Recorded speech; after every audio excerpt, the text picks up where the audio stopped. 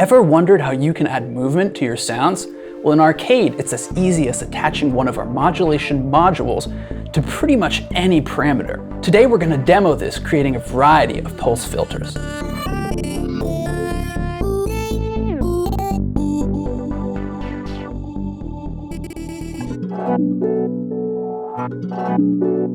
Modulation is the process of using one object to modify the sound of another, most commonly creating a pulsing or otherwise rhythmic effect.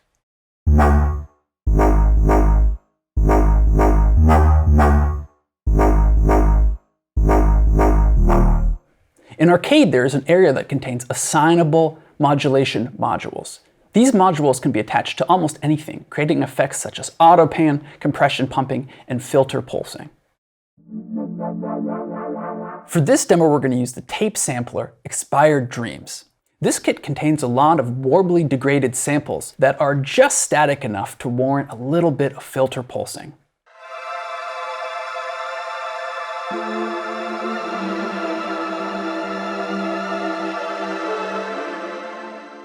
Our first step is going to be to insert a filter into our master bus. Next, we're going to double or control click our frequency knob, choose Assign Modulation, then choose LFO. We've officially made our first modulation assignment. Now we're going to go figure out how to customize it. To do that, we're going to click on the Modulation tab above, and we're going to go ahead and explore some of these parameters. The first parameter to look at is our modulation range. As we pull the range slider closer to the center, we'll see that our modulation decreases, and if we pull it farther to the left or right, we'll get more modulation. The next parameter we're going to talk about is retrigger. When retrigger is on, every time we play a sampler key, our LFO will restart. However, when we turn that retrigger off, our LFO will be unaffected by our sampler key triggers. The next parameter is wave, which is really the shape of our modulation.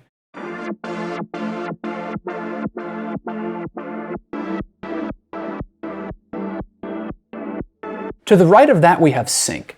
When sync is on, our rate values are musical and sync to our DAW's BPM.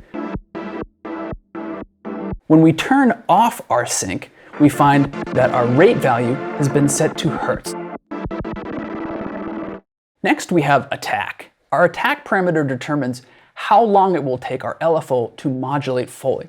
When it's set far left to 0.1 milliseconds, we'll modulate fully pretty much immediately. However, when we set it to far right, i.e. 10 seconds, it will take 10 seconds after we play our first sampler key for our LFO to fully modulate.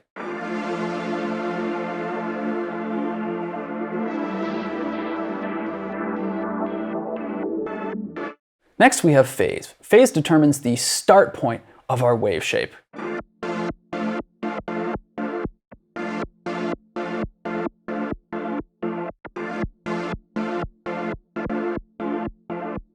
After that we have chaos. Chaos adds a regularity to our wave shape.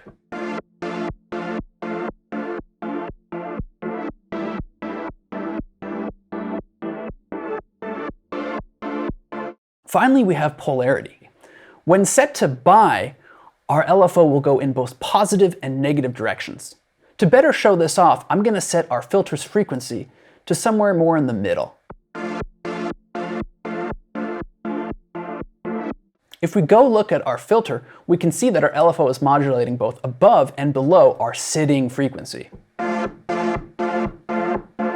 However, if we change this to uni, and have our range set positively, it will go from our sitting frequency to frequencies above it. Now if we adjust our range in the negative direction, we'll go from our sitting frequency to lower frequencies.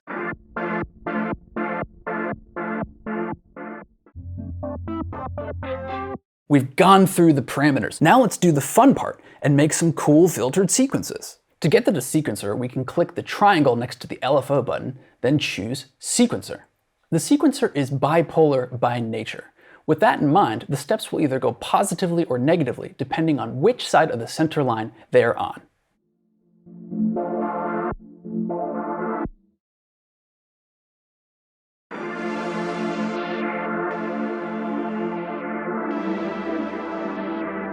We have different shape controls that determine the shape of each step.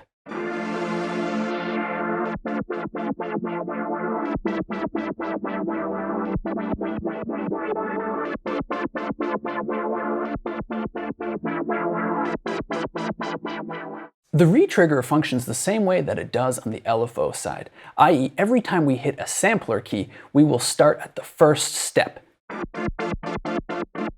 If we turn this off, our step sequence will continue uninterrupted, regardless of what sampler key we play. Clear gets rid of every step, leaving us with no modulation until we draw new modulation in.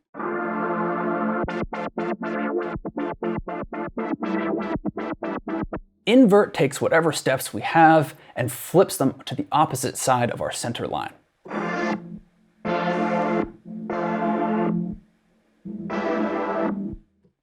Randomize creates a random sequence for us.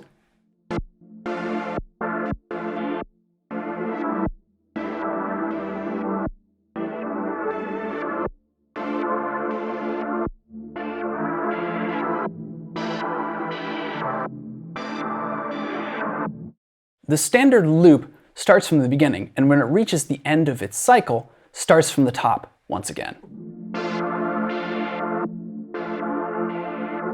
The pendulum also starts from the beginning, but once it reaches the end of its cycle, it works backwards.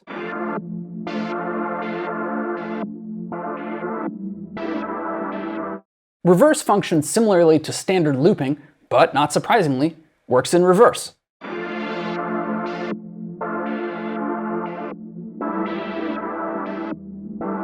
Finally, we have the dice, which chooses a random step in our sequence for every beat.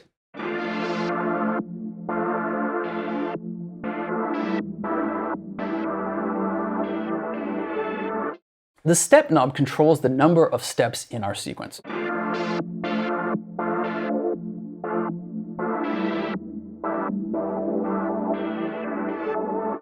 Finally, we have the rate knob and the sync button. When the sync is on, our rate is synced with our DAW and set to note values. When the sync is off, our rate is set to hertz.